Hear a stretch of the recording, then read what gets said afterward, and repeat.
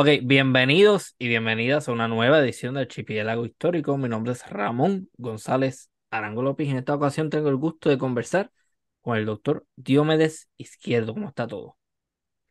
Muy buenas tardes, estimado Ramón. Muy contento y agradecerle por estar acá. Estaba viendo un poco de información sobre su trabajo y veo que Diomedes Izquierdo es un nombre que recibe en un bautismo. ¿Cuál es su verdadero nombre? Mi nombre tradicional es Duyarin Marcu. Ok, Duyarin significa padre. Marcu es como claridad, padre de la claridad. interesante. ¿Y esa lengua es de un pueblo arhuaco de la Sierra de Santa Marta en Colombia, ¿no? Sí, de la Sierra Nevada de Santa Marta, específicamente de la comunidad del pueblo Arhuaco. Oh, interesante. ¿Cuál es la extensión de esa sierra y cuántas comunidades de pueblos originarios tiene? Bueno, actualmente hay cuatro comunidades originarias que son de la misma descendencia, de la descendencia tairona. Y esas comunidades son el pueblo Huiva, el pueblo Cancuamo, el pueblo Cogi y el pueblo Arhuaco. Los cuatro pueblos viven casi que juntos, con diferentes lenguas y sus tradiciones y la forma de practicar. Pero la extensión de ese terreno me imagino que es bien vasto, ¿no? Esa sierra más o menos, ¿cuáles son sus dimensiones? Bueno, no tengo una cifra exacta, pero es una extensión bastante amplia, más o menos de 300.000 kilómetros cuadrados, más o menos, Sí. más o menos tiene esa dimensión. Mm. Eh, tiene, al interior, pues no existe como una frontera ni nada, solo que las comunidades tienen definido su territorio, el lugar donde ellos hacen práctica su cultura, hace su ceremonia, hace todo lo que tiene una comunidad. Entonces, esa ha sido un poco la dinámica. Oh, qué bien, ok, entiendo. Entonces, eh, me llama la atención lo del nombre. ¿Eso quiere decir que a estas alturas de la historia hay misioneros católicos entrando en estas comunidades o cómo sucede este cambio de nombre? Resulta y pasa es que en el momento cuando entra a los misioneros capuchinos hacia el interior del territorio, Ujú. pues en su momento, pues los pueblos indígenas, no solamente de la sierra, sino que de todas partes de Colombia, aún no lo reconoce como ciudadanos, como que tenga derecho de participación a la toma de decisiones según las leyes colombianas, ¿no? En ese momento todavía nosotros nos reconoce como mundos salvajes. Pues en ese momento, pues ninguno nos llamaban por nombre como hoy me llaman a mí, Diomedes, sino que en su momento todos los nombres eran tradicionales. Resulta que después del 1991, después de la Constitución, donde se reconocen los pueblos indígenas de Colombia, que también son como, o entra a ser como importantes como ciudadanos, que también puede incidir de alguna manera en ser elegidos para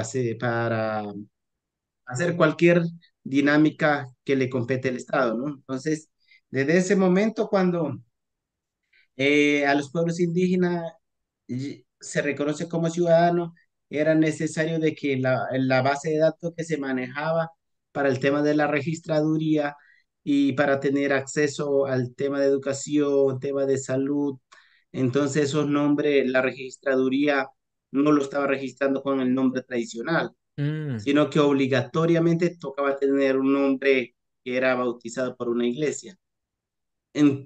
Fue la raíz de todo donde los misioneros capuchinos ya fue bautizando a los niños, algunos.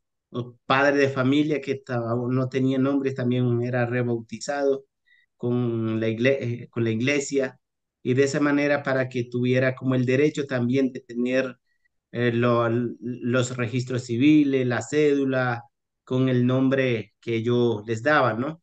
Y ahí ya se omite lo que es el nombre tradicional. Hmm. Me parece interesante, pero también problemático porque lo que estamos viendo es una intervención del catolicismo y de la Iglesia Católica en asuntos del Estado. O sea que no hay una separación entre Iglesia y Estado como se ha querido plantear en muchos lugares de América. Y eso también intercede con los derechos y las creencias que ustedes mismos tienen, ¿no? Exactamente. Y algo que me gustaría comentarle que hacia 1914 y 1916, que en Colombia en su momento era el presidente Concha, no me sé el nombre, pero era el apellido Concha. Ujú.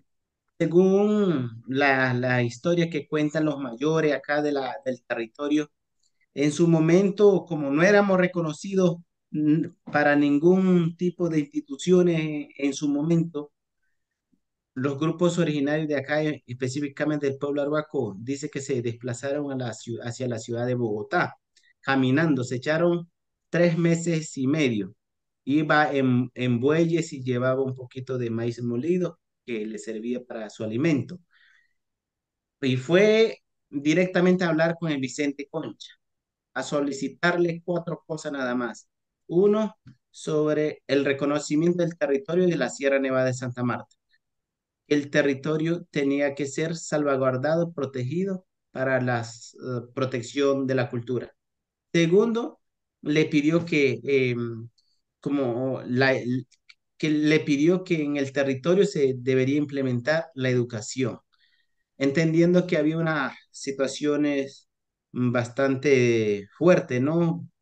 Porque entraban muchos campesinos y entraba hacia el interior del territorio, les robaba a las comunidades, cambiándole una pala, un palín por un buey o una vaca. Como no sabía hablar el español, pues esa era como un poco la dinámica, diciendo que, por ejemplo, llevaba una barreta para hacer un aullado, y le decía que esa barreta te puede durar 15 20 años tranquilito, mientras que un buey te puede caer, se te muere y ya no pasa nada. Entonces, sí, la garantía de esto es mucho más mejor. Entonces, así le iba metiendo en la cabeza a las comunidades, y así le fueron quitando como parte de sus bienes. Mm. Por eso fue necesario como que los mayores en su momento pidió la educación para formar a los mayores jóvenes de la comunidad y así poder defenderse.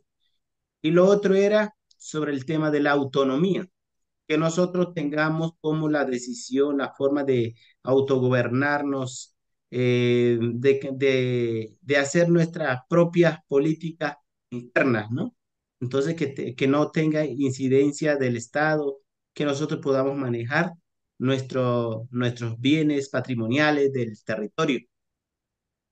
Ok. Y lo cuarto era que está más relacionado con el tema de la economía.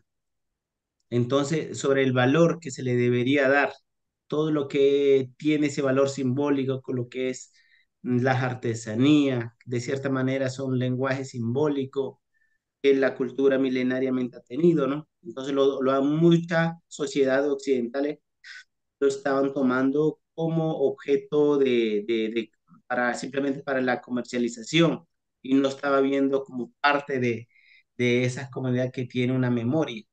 Mm. Entonces, en resumen, pues, se podía decir que fueron como esas 4 cosas.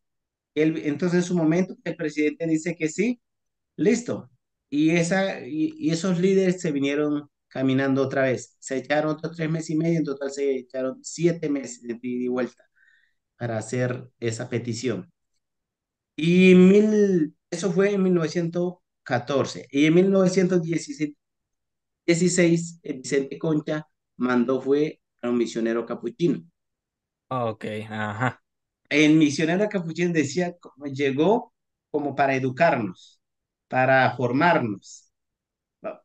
Y la estrategia de ellos era que no, nosotros éramos una sociedad perdida, que no tenía, una sociedad sin rumbo, una sociedad muy marcada, donde decía que nosotros éramos como brujos o diabólicos que formábamos niños inocentes inclinando por esas vías.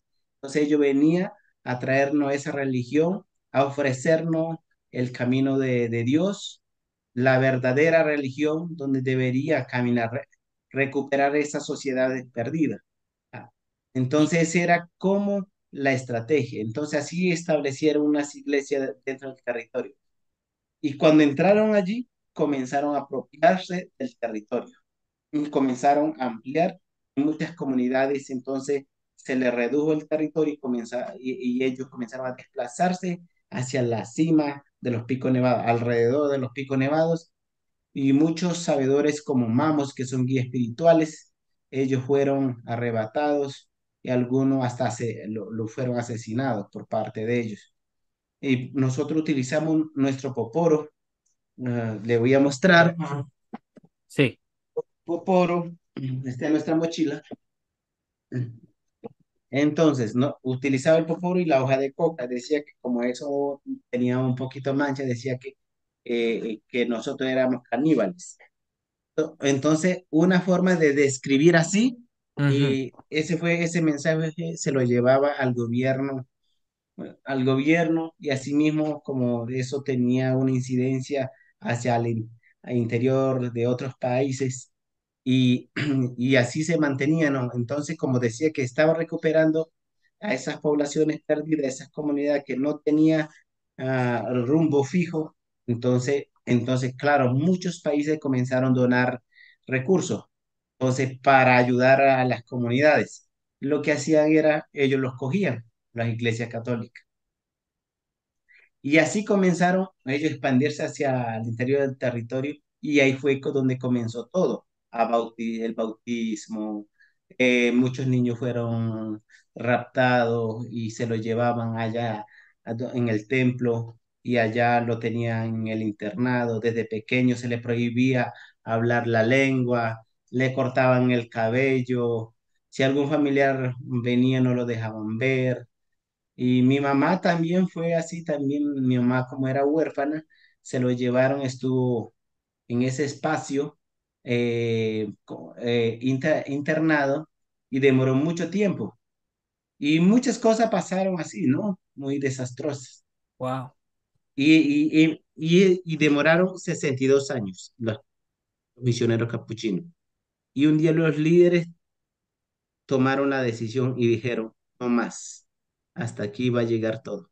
Ujú, Y eso fue el 7 de agosto de 1982 donde se decidieron y fue la expulsión de los misioneros capuchinos en la Sierra de Santa Marta.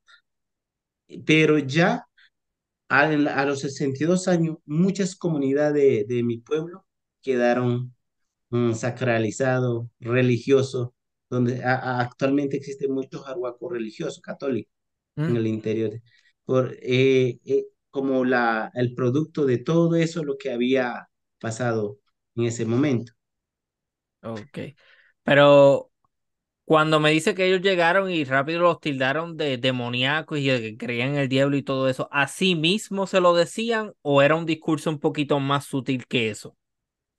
Ellos utilizaban ese tipo de discurso como para decir que nosotros éramos caníbales que vivíamos por allá y que ellos estaban haciendo o prestando un servicio social, formando para que ellos dejaran de ser ellos y hacer parte también de una sociedad donde pueda tener participación en el tema de educación, también tener acceso a la salud.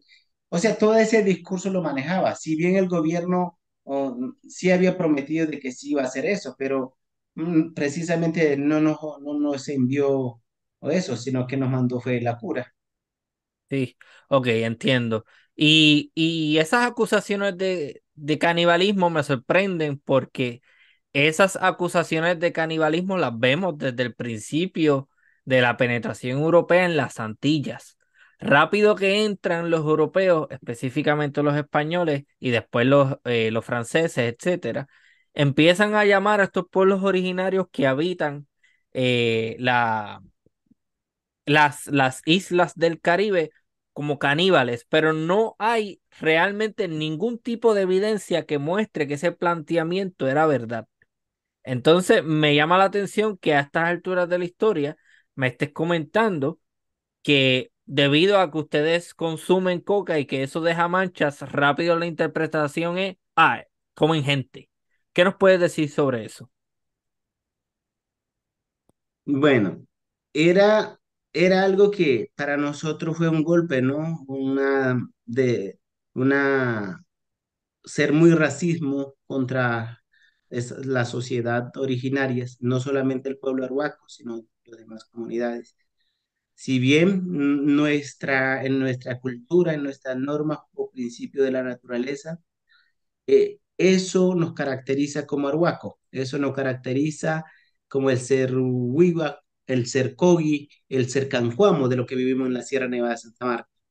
Es la tradición, unas prácticas milenarias que no se debe desaparecer de esta faz de la tierra.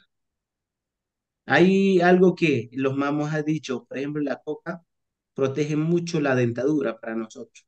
Mm, No, como nosotros no teníamos laboratorio, no teníamos odontología, pues el tratamiento era sencillo, con la hoja de coca y el ambil que es, o, no sé si lo conoces, como especie de un tabaco, pero que lo extraen de allí. ok, Y eso lo alimenta la hoja de coca, le da un sabor como un poco dulce. Entonces, con esto se le ha hecho como ese tratamiento a la dentadura milenariamente. Si bien la dentadura también, pues eso tiene una explicación, ¿no? De consumir mucho el almidón, pues eso genera muchas caries, ¿verdad? Que el pueblo arhuaco también lo distingue, pero para combatir un poco eso, era utilizar eso y no consumir tantos almidones, sino que ese alimento tenía otro tipo de procesamiento, otra forma de alimentarse, ¿no? Siendo el mismo alimento. ok. Cuando decimos arhuaco es Arhuac, no se debe confundir con arahuaco, que es otra cosa, ¿no? Exacto, sí señora, así es, Sí, correcto. sí, porque me imagino que mucha gente a lo mejor hace esa relación y no hay una relación entre esos dos términos. El término arhuaco, ¿ese término es uno utilizado por los antropólogos o es un término que ustedes también reconocen como correcto? Porque entiendo que en muchas ocasiones a lo mejor lo que dice la academia no es lo que necesariamente ustedes se consideran a ustedes mismos. Bueno, si nos vamos a lo real, pues es un nombre que impuesto por los españoles. Ajá, Eh, Arhuaco nos los puso así porque en la sierra hay un cerro que se llama Arhuabico. ajá, Arhuabico es un cerro, se llama así. Entonces, como los arhuacos vivían por esa zona, esa franja, ara- por esa zona de Arhuabico, entonces lo denominaron como arhuaco. Y lo otro es que el nombre, el nombre como tal se institucionalizó rápidamente, porque a nosotros realmente nos pueden llamar como Vintucua, que es el arhuaco, el ic, Vintucua, pero como ese nombre es poco común, y si yo les coloco en un documento Vintucua, pues para algunos se va a saber quiénes son, pero si yo pongo un arhuaco, pues ya saben que no se refiere a la comunidad nuestra. ok. Entonces ese nombre quedó así y quedó registrado ante los diferentes ministerios que tiene el Estado. Y sin embargo, es un nombre incorrecto porque eso no es como Incorrecto. ustedes se llaman ustedes mismos. No es el nombre. Y es la forma como en Colombia y en muchas partes se ha venido desarrollando, ¿no? Lo que es como un poco el estudio, como modernizando un poco hasta las palabras, hasta el renombramiento. Ujú. de las comunidades hasta la lengua, todo se ha venido como acoplando ese tipo de palabras que si bien se escucha bonito, pero si vamos a lo real, no es lo correcto. Mm. Pasa lo mismo en el Caribe. En el Caribe hubo un cronista español, se llamaba Pedro Mártir de Anglería, que nunca estuvo en las Américas, curiosamente, pero que él escribe una serie de crónicas detallando los viajes de Colón al llamado Nuevo Mundo y todo lo demás. Y entre los errores que hay en esas crónicas, habla de unos taínos, pero los taínos Ujú. como pueblo, como una etnia, jamás existió. Eso es un error. Lo que sí se menciona en el diario de Cristóbal Colón es una palabra que es la palabra ni taíno. Y esa palabra tampoco correspondía a una etnia de un pueblo originario. Esa palabra correspondía más bien a una casta noble y guerrera con la que se encontró Cristóbal Colón en uno de sus viajes. Me entiendo que el primero. Todo lo que yo estoy diciendo es resultado de unas investigaciones históricas ¿verdad? Más bien históricas, porque es una investigación de documentos, pero recientes. Sin embargo, ese término taíno siguió siendo utilizado de esa forma hasta que al principio del siglo XX, que fue cuando los norteamericanos, los estadounidenses, toman el control de Puerto Rico, empiezan a traer estudiosos que ese es la fuente de datos de ellos.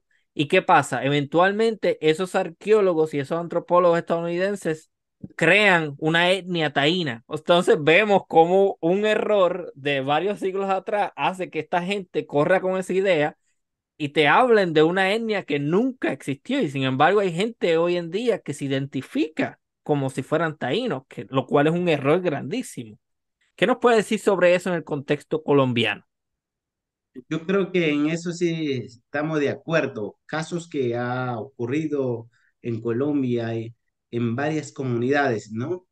Si bien la academia con sus diferentes disciplinas ha venido haciendo el estudio, eh, recorriendo territorios para revitalizar sus lenguas de algunas comunidades, para fortalecer su cultura, pero teniendo en cuenta de todo lo que me acaba de decir, es que eh, los nombres y muchas prácticas culturales que en algún momento se desarrolló, pero los arqueólogos creen que, o algunos investigadores creen que esas dinámicas siempre estuvo relacionado con algo ceremonial, con cacique, cuando realmente no ocurre en todos los eventos. Y ellos parten de que esa es la única vía para que una comunidad vuelva a reivindicarse con esas prácticas. Y entonces muchas cosas que son de carácter ceremonial o muchas prácticas que no son reales, que lo convierte como si fuera algo del pasado, de una cultura del pasado, lo que hace que la cultura que no se identifica muy claramente, lo que hace es que me comienzo a reivindicarme con esa práctica, lo que comentan los arqueólogos. Entonces, ahí lo que sucede es que mucha parte del territorio de Colombia y los pueblos indígenas han venido haciendo esas prácticas. Eso lo digo quizá porque en la Sierra Nevada, en la forma de describir o hacer historia o hacer investigaciones, siempre estuvo como que enfocado bajo esos términos, ¿no? Donde las prácticas de los mamos o guías espirituales tienen una misión, una forma de hacerlo, pero al interpretar es otra cosa. Y lo que ellos interpretan son lo que se convierte como una práctica original, una práctica que no se puede cambiar, sino que esa práctica le corresponde al pueblo urbano. Cuando nosotros revisamos, eso no es. Sí, Entonces, así sucede y las nuevas generaciones, si uno no investiga, no le escucha a los mayores, que nosotros somos mucho de relato histórico, de memoria, mm, en cualquier espacio de nuestro territorio. Si uno no está fortalecido, uno sencillamente termina creyéndole a ellos y se convierte como los arqueólogos, como los mamos han dicho, se convierte como el padre de esa cultura ok, porque crean nueva ideología, nuevas formas de hacer esas prácticas y cuando realmente no son de una comunidad. ok, entiendo, entiendo. Eh, ¿Cree que podríamos de alguna forma simbólica empezar el episodio, pero hablando en el idioma y utilizando el nombre y la etnia correcta en vez de decir estas cosas impuestas como soy Diomedes, soy Arahuaco? ¿Cómo dirías todo eso, la realidad en el propio idioma? ¿Cómo sería? En la lengua mía, Sí. bueno, Nandi, Diomedes na que kumeje que tana bari diarimar cosa que no pane. Normalmente me conocen Diomedes, pero el pueblo arhuaco me reconoce como Diarimar. Mm, Es el nombre real. ok, entendido. La, la etnia no es Arahuaca. Mentira, disculpa. Arhuaca. ¿Cuál es nuevamente el nombre de la etnia? Wintqua, Ajá, ok. Wintqua. Yo creo que hay mucha educación y mucha reconcientización que hacer sobre eso. ¿Cuáles son los esfuerzos que están haciendo ustedes, si alguno, para cambiar esa noción? Porque es arqueólogo. ¿De alguna manera está buscando pelear contra el término arhuaco por ser incorrecto o lo sigue utilizando? Bueno, yo personalmente, en mi investigación de tesis, yo vine realizando como ese tipo de ejercicio donde muchos términos que quizá no es lo correcto, pues uno busca algunos términos como la equivalencia de un concepto o una equivalencia a lo que sería para el pueblo arhuaco. Entonces, bajo ese entendimiento, pues uno toca replantear, basarse más bien desde una metodología propia para recuperar y promover como ese tipo de nombramiento de cosas con nombres originarios y no seguir alimentando de lo que ya se ha venido popularizando durante muchos tiempos. Ujú, Entonces, en, muchas veces en la arqueología, por ejemplo, vi que se utiliza el término ritual o pagamento. Ritual, pues, para mí, hacer un ritual en un espacio, un sitio sagrado, el sitio sagrado tampoco sería lo sagrado, porque no es sagrado, simplemente es el espacio donde se hace la ceremonia, es un espacio energético ujú, donde tú te conectas energéticamente con el espacio. Quiere decir que esto es sagrado, como la Virgen, como yo alzar eso. No es sagrado, es la fuerza energética que existe en el lugar. Entonces, lo sagrado ahí sale de ese evento ceremoniales, como se podría decir.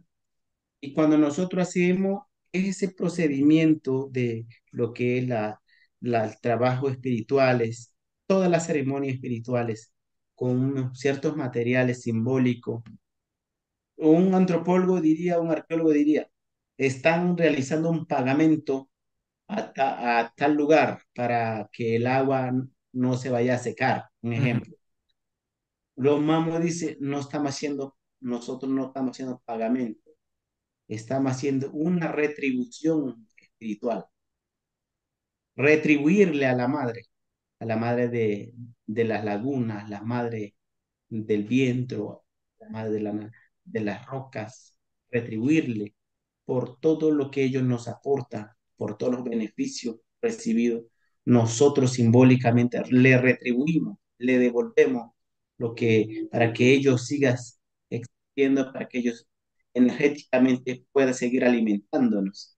Entonces, es una forma de decir las cosas, ¿no? Entonces, en la investigación, cuando recurrí a los mamos, fue precisamente pensando en eso. En una de las fichas que yo construí con ese concepto era la arqueología como una forma de investigar el pasado a través de datos o evidencias que queda en los territorios. O sea, está perfecto, por lo menos hasta ese término. Ujú, Pero en la forma de practicarlo, yo creo que ahí se pierde mucho. Porque como no es indígena tampoco, por lo menos si alguien fuera de un grupo originarios, de ir a relacionarse con esa práctica de algo que no conoce, pues al menos tendría como la intuición.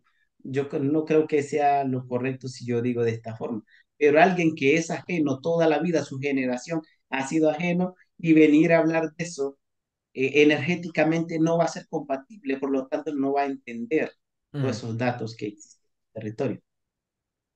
Y entonces ahí pues comienzo a responderme yo mismo de acuerdo a la conveniencia, lo que eh, quiero que, lo que quiero encontrar, lo que quiero decirle para que la gente me crea.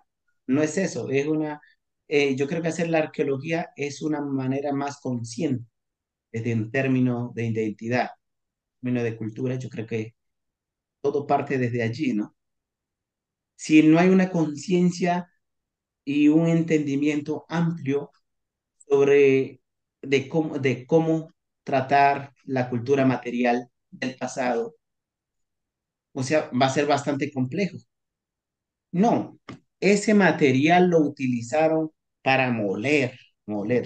Cuando sí, puede que el término de moler puede que esté correcto, pero para los magos lo utilizaban para hacer un tratamiento específicamente de algún elemento cuando hay una reparación espiritual, pero no de comida o no, cosas así, sino más en términos ceremoniales.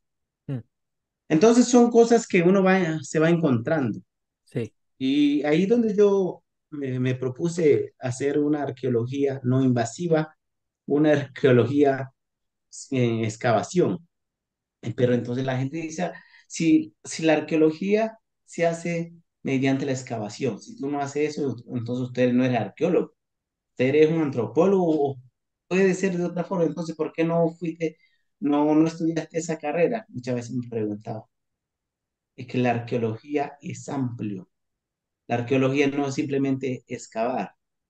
Según la arqueología indígena, Sí. entonces esa dinámica es bastante complejo, pero uno como investigador, yo no entro a imponer mi regla, mi metodología, ni decirle a las comunidades que se comprometo o que me haga tales cosas o que me demuestre eso. No, la arqueología se construye con la comunidad, con los mayores, guías espirituales, porque ellos son los que conocen, ¿no? Yo simplemente como arqueólogo, como simplemente un instrumento que voy a recolectar información. Voy a tratar es como sistematizar, representarlo, para que el mundo occidental lo pueda entender un poco. Mm, De una arqueología indígena que no ha sido tan claro para la sociedad occidental. Entonces, uno como arqueólogo indígena simplemente se convierte como instrumento para sistematizar técnicamente y mostrar lo que ustedes dicen, que la arqueología para el pueblo arhuaco no es más que una práctica, sino una arqueología que se vivencia de día a día y que se puede evidenciar de esta forma. Porque muchas veces, no, eso es un concepto antropológico, son conceptos, mm, o son como visiones de ellos, son mm, eh, son pura epistemología ellos. Entonces, todos van quedando como en esos términos, sin entenderlo a fondo lo que implica hacer eso, ¿no? Entonces, es un poco complejo a tratar con los arqueólogos de afuera y con las comunidades y uno como siendo arqueólogo. Sí, que para la audiencia y para la gente que no sabe, el doctor Diomedes Izquierdo es la primera persona miembro de una comunidad, un pueblo originario, en titularse en una carrera de arqueología, ¿no? Señor, sí fue algo que uno no se lo esperaba, pues tampoco tuve como, como esos datos, ¿no? Yo pensé que existía otros arqueólogos en otros países hermanos, en Australia, donde la mayoría de la arqueología indígena se había abordado, pero no tan ampliamente, pero que sí se ha venido como proponiendo. Pensé que había, pues durante mi investigación me di cuenta que hasta la fecha no teníamos ningún pueblo indígena que sea arqueólogo. Ah, Entonces fue como un reto duro para mí en convertirme como el primer arqueólogo y de esa manera también tratar de que la arqueología para las comunidades sea un poco más amplio, más consciente, eh, bajo los entendimientos de cada comunidad, ¿no? Entonces, ese ha sido como un poco la apuesta. La arqueología que hacemos nosotros aquí en la sierra no va a ser lo mismo para los indígenas de Panamá, allá en Costa Rica o Guatemala. De pronto compartimos las visiones, pero en la forma de practicarlo va a variar. Lo importante en la arqueología es entender desde esa dimensión, desde esa plenitud, y seguramente se convierte como el complemento del conocimiento, ¿no? Por eso la arqueología no se debe limitar en una metodología, haciendo excavaciones o haciendo estudio estratigráfico a través por estrato, así como lo nombre indica, sí. o por, por como lo hacen normalmente a través de una prospección, haciendo un diagnóstico, porque no voy a encontrar nada. En un poquito de experiencia que yo tuve era que para la arqueología hacer un diagnóstico, una prospección es como sistema, uno mirar sistemáticamente en el espacio, recorrer si existe cultura material, no hay, qué potencial tiene el lugar, si existe cerámica, existe olla de barro o qué tipo de materiales puedo encontrar, o si encuentro alguna zona donde eh, hayan, haya, haya habido como algunas unidades domésticas, como las construcciones de vivienda. Cosas así son como el interés de un arqueólogo. Pero yo siendo arhuaco, cuando comienzo a recorrer así, está muy superficial, muy. Entonces, a veces me cuesta como que entrar a un territorio cuando siento que no es mi territorio. No ando con mucha confianza. Siento que debo de tenerle respeto al espacio. La madre tierra o el territorio para nosotros es un ser que en su espacio, cada espacio tiene su propia identidad y uno a atentar contra ello, pues lo que ayuda es desarmonizar, a desintegrar lo que existe allí, ¿no? Entonces, por el respeto de eso es que, por ejemplo, como arqueólogo, yo no puedo decir que me voy a Panamá a hacer estudio. O que oye, no porque no voy a dimensionar, no lo voy a comprender. A no ser que con alguien de allá que haya vivido por historia, por tiempo, tenga su generación, me puede apoyar como como te decía, como un instrumento para servirle a ellos, puedo entrar, Mm, pero más no hacer de que yo le voy a construir una historia y que todo tiene que ser así. Entonces, ese es como siempre la recomendación que le he dado a todos los compañeros que vienen desde las universidades en la forma de dimensionarse, ¿no? referente a los territorios. Entiendo. ¿Cómo registra su pueblo la historia? ¿Por la vía oral o de otras formas también? Acá es por la vía oral prácticamente, pero hay dos cosas. Uno, el que sostiene la oralidad básicamente son los mamos, los guías espirituales. Muchos dirán, es que la forma de contar la historia que me cuenta hoy, después de los 20 años, 30, 100 años, va a variar, no va a ser mucho, va a modificar. La gente puede pensar así.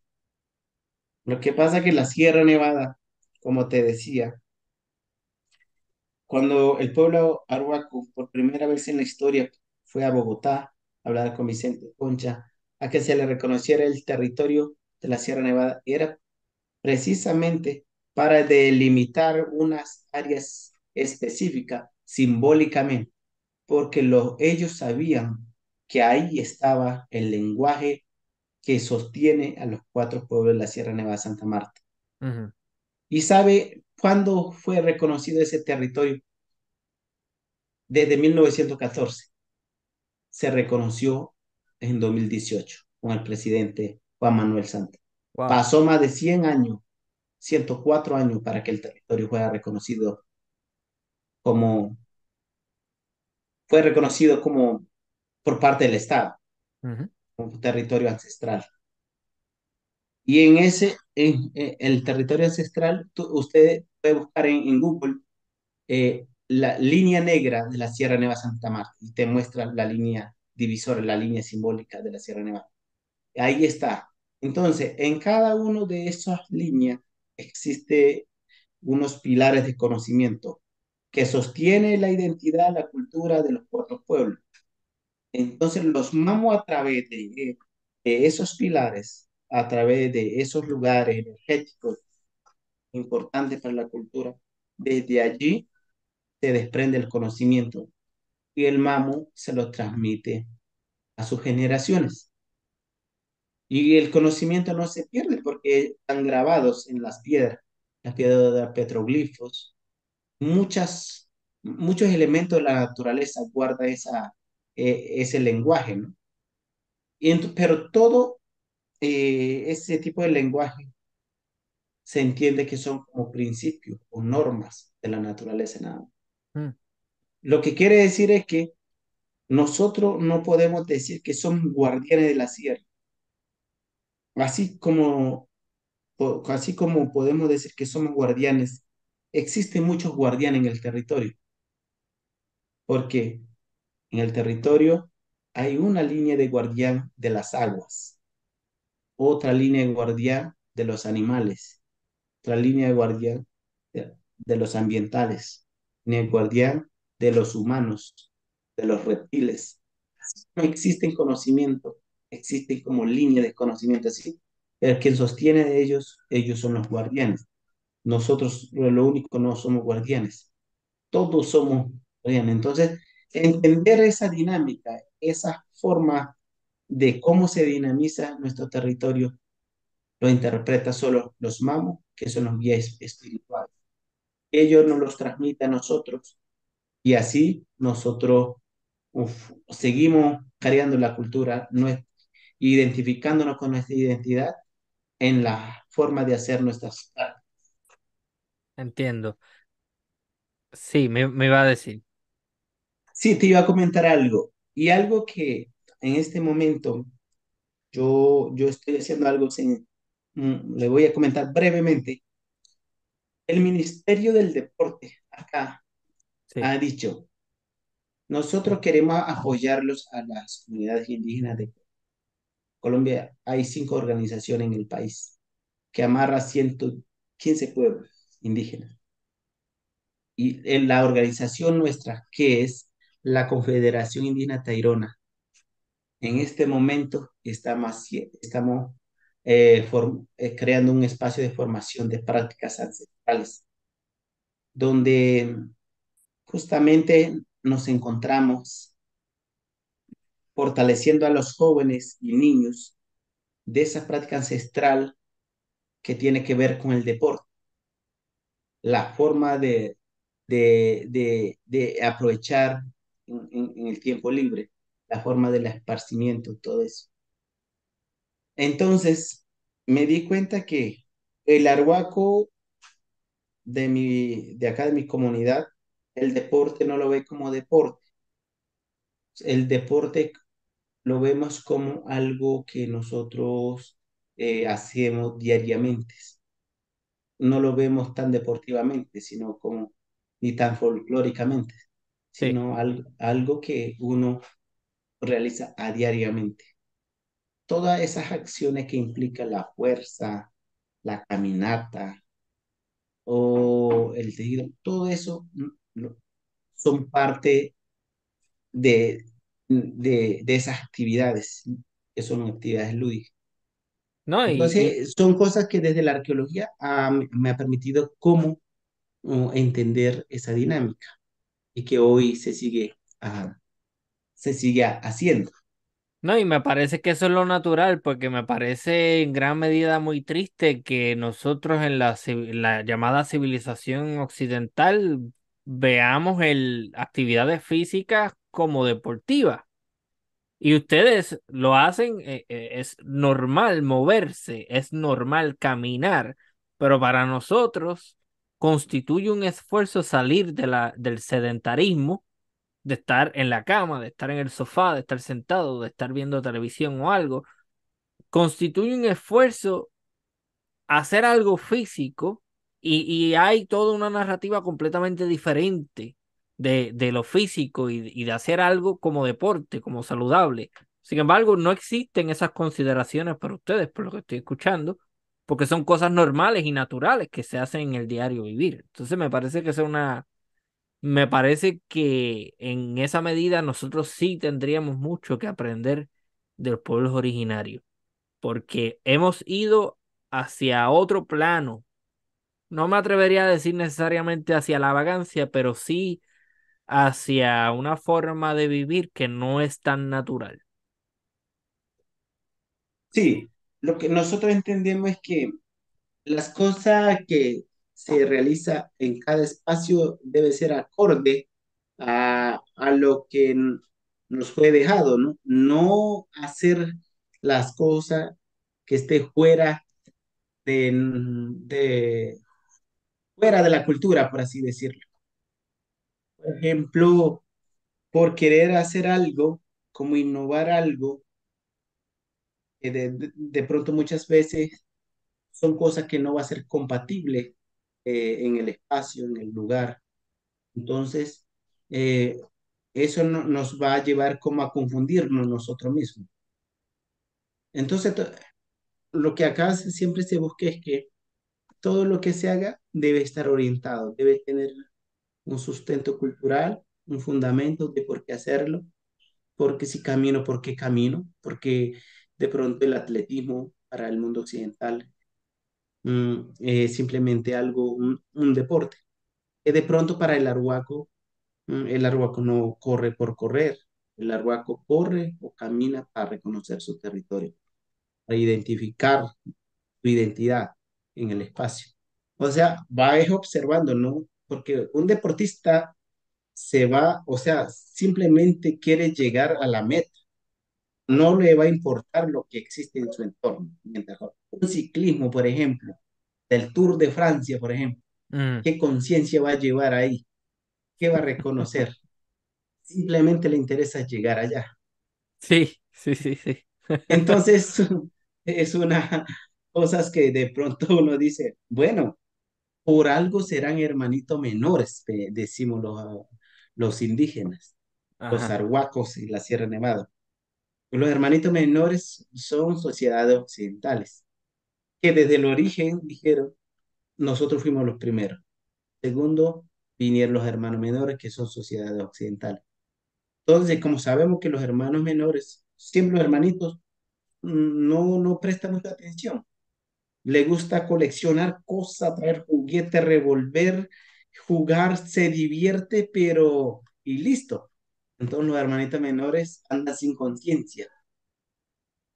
Ok, esa conciencia a la que estás haciendo alusión es una conciencia natural, ¿no? De Natural, orden perfecto. natural, de la madre naturaleza a la que ha hecho alusión en varias ocasiones, que me llama la atención que tiene un carácter femenino. Háblanos más, por favor, sobre eso, la madre. Lo que decimos, como nosotros estamos en el territorio, la tierra representa la madre, madre tierra, la que guarda esa fertilidad, para que todo florezca, para que todo fluya. La fertilidad hace que la identidad se crea, se mantiene con el tiempo. La cultura se mantiene porque hay una fertilidad. Y donde se crea es en el territorio, y el territorio como una madre que sostiene todo este tipo de dinámica, conocimientos. Y, por ejemplo, los árboles son, son los hijos de de la madre tierra y nosotros somos hijos de ellos. Entonces, es una forma de decir que la madre siempre van a ser madre. Nuestra pareja o la esposa siempre van a ser madre. Nosotros siempre seremos hijos. Por más que queramos ser mejores, ellos siempre van a ser madre. Por lo tanto, dice que recibir consejo de una mujer es lo mejor que puede pasar, porque ellos siempre van a ser más ordenados que los hijos. Entonces, así no. Pero también existe unas historias, ¿no? Yo te estoy hablando en términos más a lo que se vivencia, lo que se concibe el territorio, pero hablar un poquito de que para que no se escuche que sea muy feminista, ni muy ni machismo, ni nada de eso, en el principio establecieron una orden. Existieron 7 padres espirituales, entre madres, padres espirituales, 3 madres espirituales y 4 hombres, seres espirituales. Era reconocido como seres espirituales que tenía, lo podemos decir así, como para entenderlo, negativo. Y 9 padres espirituales que eran positivos. Pa- para que haya equilibrio fue necesario que existieran esas dos fuerzas. El negativo no es como negativo como no las podemos imaginar. Sí, Es como algo simplemente, malo. no lo vemos como, es como la batería, negativo y Sí, positivo. exacto. Es como eso. Entonces existieron eso. Y desde allí comenzaron como algunas misiones específicas. Por ejemplo, si en los espacios de arriba están los padres, las madres están acá, los padres están allá, y ello ayuda a velar por los hijos, por la madre, y la madre ayuda a sostener. Es como la dimensión, como se percibe entre, entre la madre y el padre. Entiendo, entiendo. Este, ¿existe alguna tensión entre los miembros de la comunidad que han elegido seguir abrazando las costumbres milenarias y aquellos que han abrazado el catolicismo? ¿Existe una tensión entre esos grupos o se llevan bien? Bueno, acá siempre se maneja como Arhuaco. En algún momento tendremos que volver a acudir a nuestro origen. Ujú. Así como cuando en el momento cuando se creó la cultura, con las creencias en la forma de hacer las prácticas culturales, la Iglesia Católica pues le dejaron a aquellos hermanos que nació con eso y nosotros nacimos con nuestra cultura. Cada quien nació con una cultura. Yo no sé, tal vez sea la equivalencia de ellos, sea lo mismo que eso. Ahí se debe respetar. Simplemente el arhuaco debe mantenerse como arhuaco, llevando su cultura con su propia identidad, con su propia manta, vestimenta, todo, lengua, todo. Y no alejarse de algo eh, que no nos aleje de aquellas culturas que vengan a imponernos, ¿no? A Sí, dañar. Porque no nos hemos dado cuenta que muchas veces cuando algo que no es de uno, en el momento yo puedo arrancar muy bien, 5 10 años, 15. Después se da cuenta que no era lo correcto, lo mío era esto, porque siempre voy a estar viviendo en mi territorio y siempre tendré que compartir con mi gente, con la cultura, todo lo que hacer. Entonces, automáticamente hay una cuenta regresiva y Sí, así la cultura se mantiene. O sea, acá en un momento pues se hace advertencia, ¿no? Porque en este momento hay muchas religiones, muchas. sí, Hay religiones que se ha aprendido hasta la lengua de nosotros para convencer apenas las comunidades. Crean materiales didácticos. sí. em, em, ¿Cómo se llama esto? Que es algo visual. Un, f- Materiales un un folleto, un poco, panfleto, no, no, como son como videos que hacen con muñecos, pero en las animaciones. animaciones. Sí, Sí, hacen eso, pero en la lengua, forma de atraer a la cultura. wow. Entonces, es un reto para las nuevas generaciones. Si uno que está en este momento inmerso a una sociedad así, ¿no? En nuestro entorno todo está convertido, bueno, para uno decía que un desorden, quizá, porque se mete contra la cultura nuestra, ¿no? Y ellos pueden tener su cultura, pero si cada quien respetara su espacio, magnífico. Pero eso Pero no es molesta lo que un hay es poco, una imposición. Lo que hay es una imposición exacto, de ellos. preocupa cuando entra a nuestro territorio y mucha de nuestra gente comienza ya también a hacer lo mismo. Entonces es como la preocupación. Sí existe tensión más con ese tipo de religiones, porque las religiones hacia las comunidades nunca tuvieron buenos impactos, siempre fueron imponiéndolos, siempre como llevando en contra, Sí, teniendo los malos conceptos. entiendo. Yo vi un reportaje que hicieron sobre su trabajo, en donde salen varias tomas de una gran piedra en el medio de un paraje, y esa piedra tiene unos dibujos, del pasado, ¿no? Unos petroglifos. ¿Conoce usted el significado de esos petroglifos? Bueno, ese es muy bastante amplio, pero lo que sí te puedo decir es que la piedra se llama Bucinca. Bucinca tiene que ver con una casta, que esa casta son Bucinca y Bucintana son esa casta que se encarga solo de interpretar las leyes naturales, las leyes de los astros, los calendarios, todo eso, todo lo que va a ocurrir en esas piedras están grabados ese principio y los mamos deben entender eso. Y no solamente eso, cumple mucho más funciones el espacio. Tú puedes ver un mamo al lado, parado al lado, sí que estará haciendo, asoleándose, no sé. Ellos están estudiando, están preparando. Entonces, eso representa la piedra que viste, el reportaje. Mm, ok, entiendo. Y me pregunto, ¿cómo logró sobrevivir su comunidad? ¿Cómo lograron sobrevivir estos pueblos originarios de la Sierra de Santa Marta ante la expansión colonial, vamos a decir, del siglo XVI en adelante en Sudamérica, ¿no? De los españoles y de otras culturas. ¿Se han logrado mantener ustedes aislados o hubieron instancias en donde hubieron invasiones o algo por el estilo? Nosotros siempre fuimos una comunidad pacífica, no de guerra. Entonces, cuando vimos peligros, pues si uno hay que ser muy consciente, pues si me quedo ahí, me pueden acabar. Como la sierra era tan grande, pues nos ubicamos la parte arriba, Ujú. donde los españoles nunca llegaron. No. El pueblo arhuaco se mantuvo allí durante mucho tiempo.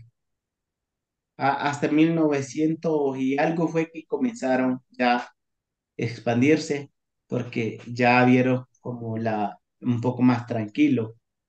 Ya existían otras sociedades que no eran lo mismo, producto de esa guerra mm, acá en el Caribe, con los indígenas realistas, le dice que vivieron por la parte de Magdalena, porque hubieron indígenas, grupos indígenas que se unieron a esa apuesta que acabaron contra algunas comunidades. Sí, sí, sí, no, eso está claro, sí. en muchísimas partes de América hubieron pueblos originarios que se aliaron con potencias europeas. Eso sí, eso está claro. En el caso de México, eso está más que claro. Em, ¿Cuál es el proyecto ahora mismo que tiene como arqueólogo? Porque estoy, por lo que intuyo, hay algún tipo de plan para ver cómo se lucha para frenar el avance de las imposiciones de las culturas occidentales o de otras religiones ajenas. ¿Cuál es el plan? ¿Qué se está haciendo específicamente en contra de esos movimientos? Bueno, yo tengo varias cosas que en este momento estoy haciendo, ¿no? Con los jóvenes, básicamente, con los jóvenes de acá de mi comunidad. Hoy acabo de llegar de una comunidad. Sí. Llegué faltando 2 minutos para esta reunión. Ah, Llegué y justo me conecté acá. Vengo de un territorio bien lejos. Y bueno, agradecido. sí, eh, mi futuro, el futuro, ¿qué me espera? Pues hay muchas tareas que hacer, ¿no? Lo que quiero hacer es que formar los jóvenes que vayan a estudiar hacia afuera y jóvenes que se queden en el territorio. Todos son, todos son importantes, ¿no? Uno porque no estudia, creen que lo que no estudian no tiene relevancia dentro de una sociedad, ¿no? Que tiene valores que el que tiene título. Ujú. Acá no. Ambos son, va a ser importantes. Como te decía, yo como arqueólogo, con título y todo, aquí dentro de mi comunidad, yo no puedo, yo no soy el superior ni nada, simplemente me convierto en un instrumento, ¿no? Para la protección del territorio. Asimismo, todos los académicos que vaya siempre, la motivación es eso, ¿no? Prepararse, regresar y luchar por nuestra defensa del territorio. Y de esa misma manera, contar con los mamos y los mayores que viven día a día haciendo sus prácticas, haciendo para que el territorio se mantenga viva. Y de cierta manera es que nosotros también podamos ayudarle, apoyar. ¿Y qué es lo que queremos nosotros? Crear un espacio como de formación, se podría decir, para hacer nuestras propias investigaciones. Para eso uno necesita muchas alianzas, muchos apoyos, quizás, de parte de Sí, algunas instituciones, Ministerio de Cultura, otra. Pero la apuesta es como eso, porque todo ese conocimiento que se nutre, tanto de los mamos, de los mayores, de los jóvenes, todo eso, es importante, pero no tenemos casi inventariado, documentado, hasta crear una especie de documentales, especie de nuestra propia película, cosas así. O sea, cosas por hacer tenemos suficiente. Lo que no, quizás no contamos con mucha apoyo para uno hacer todo eso, pero iniciativa hay bastante. La tarea que hoy continúa es seguir avanzando hasta donde la vida nos permita llegar y de esa manera dejar huellas para que lo que venga o lo que se suma sigan haciendo lo mismo. mm. Es una forma de salvaguardar la identidad y la cultura y todo su territorio. ¿Qué mensaje tiene para gente fuera de la Sierra de Santa Marta que le interesaría aportar o aprender más sobre estas comunidades de pueblo originario? Solo mandarle un saludo energético de acá de este espacio. Así como yo estoy viviendo acá en la sierra, pero que cada uno también pueda tener su propio espacio donde también pueda desarrollar lo que es su propia identidad, lo que son ellos, que si en algún momento deciden venir a intercambiar con nosotros y que de alguna manera también pueda apoyar con el grano de arena, la Sierra Nevada siempre va a estar con las puertas abiertas, todo a favor a la protección del territorio y a todos los trabajos que sean bienes. Entendido, entendido. Mire, tengo una última pregunta porque sé que a lo mejor tiene otros compromisos, pero eh, quizá puede ser una pregunta un poco difícil, pero ¿qué piensa de personas que no pertenecen a comunidades o a pueblos originarios y que de alguna manera crean nuevas narrativas y se llaman a sí mismos, yo soy arhuaco también, pero no son de esa cultura, nacieron fuera? Me Ujú, imagino que eso en ujú. Colombia también pasa. ¿Qué piensas sobre eso? Porque para mí eso es un poco problemático. Y de hecho está pasando acá en el territorio, ¿no? Acá en la cerca de aquí del territorio, en Valledupar, sí, en Santa Marta, donde grupos que no son de la comunidad vienen, a veces viene como un amigo, está por mucho tiempo, aprende cosas de acá y salen allá, allá se visibiliza como si fueran mensajeros de mamos, guías espirituales. Cuando nosotros siendo arhuaco aún no tenemos el permiso para hacer ese vocero. Mm, Solo lo puede hacer la persona que tiene ese aval espiritual de parte de los mayores acá. Y cuando ellos allá, pero ellos lo hacen más para monetizar, para hacer tratamientos. Son cosas que van en contra de la cultura. ujú. Es una violación a la cultura, una tradición. De pronto un amigo te llevó allá y ahora ponerte a hacer eso. Sería mejor decir, yo voy, si alguien me necesita allá, en la sierra cuento con unos amigos, nos puede acompañar, nos puede ayudar a orientar o les podemos ir a visitar. Sería una forma más sencillo. Yo creo que también a la cultura le agradecería muchísimo. Y porque son casos que vienen pues, presentándose. Sí, sucede mucho también en el contexto de Puerto Rico. Hay mucha gente que se considera supuestamente taíno, pero volvemos a lo mismo, es que el término está erróneo de raíz porque ni siquiera existió una etnia taína. Y de hecho, vuelvo a mencionar que estos no son planteamientos míos, son planteamientos que están evidenciados por la arqueología.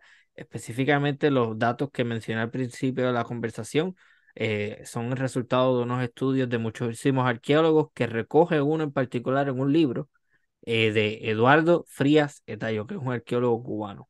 Pero, pero hay mucha gente que hace eso, que se llaman a sí mismos, yo soy taíno, entonces crean una nueva identidad que número uno no existe, no tiene base, y yo siento que en gran medida es una gran falta de respeto a esos pueblos originarios que sí eran los que habitaron las Antillas al momento de ese primer contacto con el pueblo europeo y yo soy de los que piensa que no desaparecieron, simplemente hubo un mestizaje, porque quizás en muchos pueblos de las Antillas, Ujú, debido a sus dimensiones, no tuvieron las mismas oportunidades que quizás ustedes tuvieron de mantenerse aislados y exacto. poder mantenerse lejos de ese peligro. Pero esta gente no pudo mantenerse lejos de ese peligro, pero no desaparecen, sino que se mezclan. Hay un Se mezcla, mestizaje, correcto. claro. ¿Qué nos puedes Ujú. añadir sobre eso? Claro, acá en Colombia también sucedió mucho. Por ejemplo, para la ciudad de Bogotá, allá están los hermanos Muisca, que fueron como una de las culturas que sufrió más atropello, por así decirlo, con el mundo occidental. Y sus tradiciones casi que se pierde al 100%. Ujú. Pero hoy en día se ha venido reivindicando con sus antepasados en la forma de vivir su cultura. Gracias a todos los hermanos indígenas de Colombia que se han sumado a que esa comunidad regrese, vuelva a ser lo mismo, que su generación vuelva a recuperar sus tradiciones. Entonces ahí hace falta mucho el acompañamiento de otros hermanos indígenas que de alguna manera tuvieron menos impacto y que hoy ayudan a que esas comunidades vuelvan. Y así no solamente con ellos, hay otras comunidades. Acá en la Sierra Nevada pues tenemos un caso también con la comunidad Canjuama. Ellos culturalmente excelente, solo que perdieron la lengua. Y hoy en día están recuperando esa lengua, porque quedaron algunos mayores que sí lo hablaban.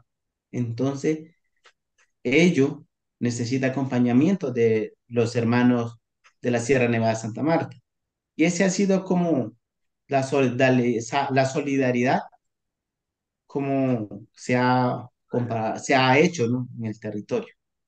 Entonces, muy interesante todo eso, pero cuando en la cultura existe como un recelo, si yo sé, solo me quedo con el conocimiento, no me interesa, entonces es un pensamiento un poco egoísmo. Entonces, el ser originario no tiene ese pensamiento egoísta, no son orgullosos con sus antepasados. El conocimiento es para compartir. Simplemente se debe respetar las cosmovisiones, la forma de ser, pero siempre como, siendo solidario. Me uno a esas palabras y me agrada mucho lo que estás diciendo porque precisamente muchos de estos grupos a los que estoy mencionando, am, cómo lo digo? Asumen estas identidades para después hacer dos cosas, que es algo que había mencionado: monetizar, crear turismo, crear dinero. Y número dos, a partir de esa identidad fabricada, eh, asumir algún tipo de superioridad moral o ética o de lo que sea por encima de otras identidades que coexisten en las Antillas. Entonces, lo que me Ujú. está diciendo es, eso para nosotros que sí somos pueblo originario, no es de esa forma. Que, Es correcto. Y es algo que por naturaleza siempre lo debemos compartir. Entonces, porque muchas veces lo sabemos y cuando no, alguien quiere saber, a veces no lo queremos. Pero también pasa o lo otro. Muchas veces la gente pregunta como por preguntar, por curiosidad. Entonces ya es otra cosa. Pero habrá gente que sí realmente quiere saber o tal vez tenga algunas raíces de su antepasado. Es un llamado que puede tener aquella persona. ujú, Entonces, ahí donde hay que ser bastante entendido cómo me recibe cada mensaje, cada palabra que le voy transmitiendo. Entonces, de ahí se puede derivar todo el mensaje. ujú. Para la audiencia, doctor Diomedes Izquierdo, o sea, es arqueólogo y aprendió español a los 14 años, ¿no? Algo así había visto. Sí, sí, yo no sabía hablar el español. Yo cada vez que veía personas que no era de la comunidad y sabía hablar español, yo me le escondía o salía corriendo porque no sabía cómo le iba a responder. Mm. Fue un reto duro, pero en la escuela fui aprendiendo de poquito a poquito. Hasta aún. En la universidad fue que mejoré bastante el español. Creo que me falta bastante, pero he ido mejorando. No, no, es un buen Y español. Sí, sí.